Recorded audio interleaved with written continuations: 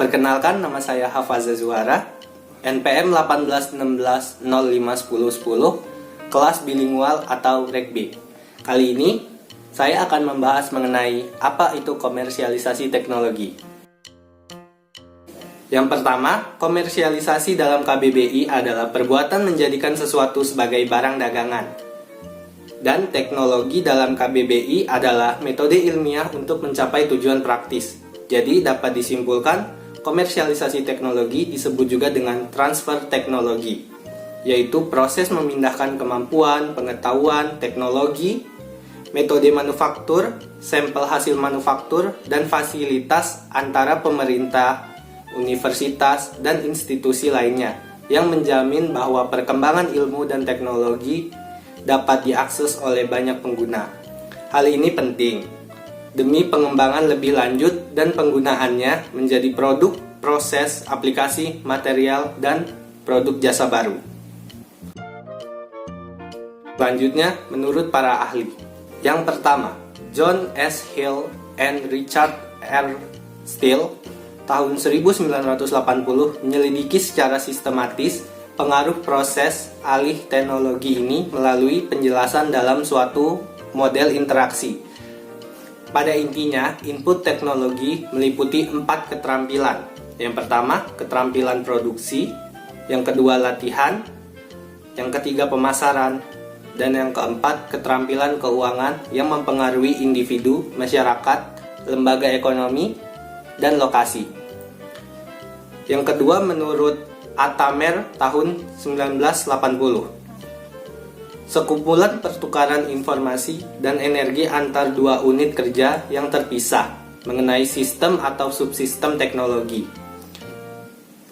yaitu pengetahuan, keterampilan fisik, produk, dan proses teknologi yang dinyatakan dalam bentuk kontrak. Jadi menurut saya, apa itu komersialisasi teknologi adalah proses memindahkan kemampuan teknologi untuk mempermudah mencapai tujuan perusahaan dan dapat dengan praktis digunakan oleh orang banyak. Komersialisasi teknologi merupakan hal penting yang harus diterapkan perusahaan di zaman sekarang. Apabila suatu perusahaan ingin dapat bersaing dengan perusahaan lainnya, perusahaan tersebut haruslah menerapkan komersialisasi teknologi. Dengan menerapkan hal tersebut, perusahaan dapat berkembang dan bertahan dari masa ke masa. Berikut, saya akan menampilkan contoh kasus penerapan komersialisasi teknologi. Kita dapat mengambil contoh yaitu Ruang Guru, yang didirikan oleh Adamas Belva Syahdevara dan temannya Iman Usman. PT Ruang Raya Indonesia atau Ruang Guru adalah perseroan terbatas yang bergerak di bidang pendidikan non-formal yang didirikan menurut dan berdasarkan hukum yang berlaku di Indonesia, serta telah memperoleh izin pendirian satuan pendidikan non-formal dan izin operasional lembaga kursus pelatihan. Awal didirikannya Ruang Guru ini yaitu adanya kesulitan Iman Usman menemukan guru private. Mengapa tidak ada platform yang menyediakan informasi dan membantu banyak anak muda menemukan pengajar-pengajar sesuai kebutuhan masing-masing? Sementara banyak sekali platform belanja online yang menawarkan produk berbeda meski layanan serupa.